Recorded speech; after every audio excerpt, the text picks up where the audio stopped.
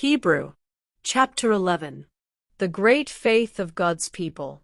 Faith makes us sure of what we hope for and gives us proof of what we cannot see. It was their faith that made our ancestors pleasing to God.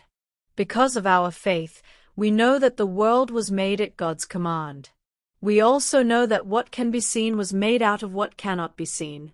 Because Abel had faith, he offered God a better sacrifice than Cain did. God was pleased with him and his gift, and even though Abel is now dead, his faith still speaks for him. Enoch had faith and did not die. He pleased God, and God took him up to heaven. This is why his body was never found. But without faith no one can please God. We must believe that God is real and rewards everyone who searches for him. Because Noah had faith, he was warned about something that had not yet happened. He obeyed and built a boat that saved him and his family. In this way the people of the world were judged, and Noah was given the blessings that come to everyone who pleases God. Abraham had faith and obeyed God. He was told to go to the land that God had said would be his, and he left for a country he had never seen. Because Abraham had faith, he lived as a stranger in the promised land. He lived there in a tent, and so did Isaac and Jacob, who were later given the same promise. Abraham did this because he was waiting for the eternal city God had planned and built. Even when Sarah was too old to have children, she had faith that God would do what he had promised, and she had a son. Her husband Abraham was almost dead, but he became the ancestor of many people. In fact, there are as many of them as there are stars in the sky or grains of sand along the seashore. Every one of those people died. But they still had faith, even though they had not received what they had been promised. They were glad just to see these things from far away, and they agreed that they were only strangers and foreigners on this earth. When people talk this way, it is clear they are looking for a place to call their own. If they had been talking about the land where they had once lived, they could have gone back at any time. But they were looking forward to a better home in heaven. This is why God wasn't ashamed for them to call him their God. He even built a city for them. Abraham had been promised that Isaac, his only son, would continue his family. But when Abraham was tested, he had faith and was willing to sacrifice Isaac, because he was sure that God could raise people to life. This was just like getting Isaac back from death. Isaac had faith, and he promised blessings to Jacob and Esau. Later, when Jacob was about to die, he leaned on his walking stick and worshipped.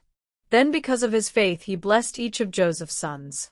And right before Joseph died, he had faith that God would lead the people of Israel out of Egypt.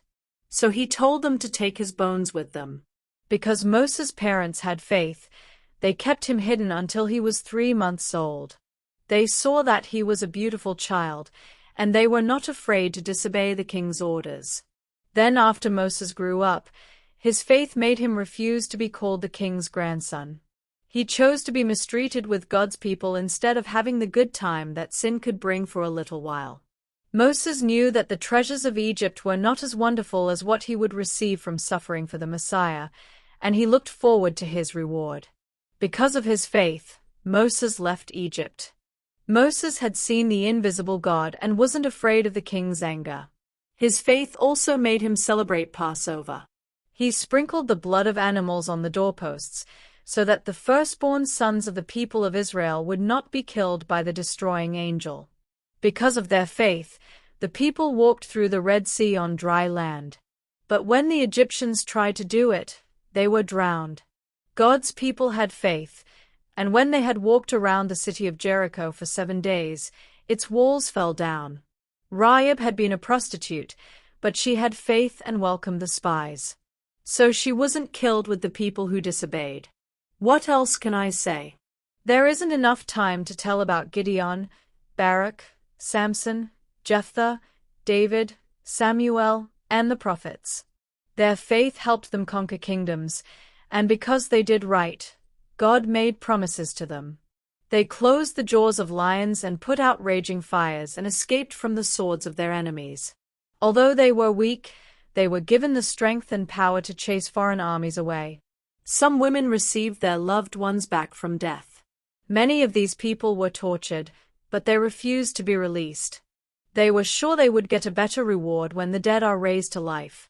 Others were made fun of and beaten with whips, and some were chained in jail. Still others were stoned to death or sawed in two or killed with swords. Some had nothing but sheepskins or goatskins to wear. They were poor, mistreated, and tortured. The world did not deserve these good people, who had to wander in deserts and on mountains and had to live in caves and holes in the ground. All of them pleased God because of their faith. But still they died without being given what had been promised. This was because God had something better in store for us. And He did not want them to reach the goal of their faith without us.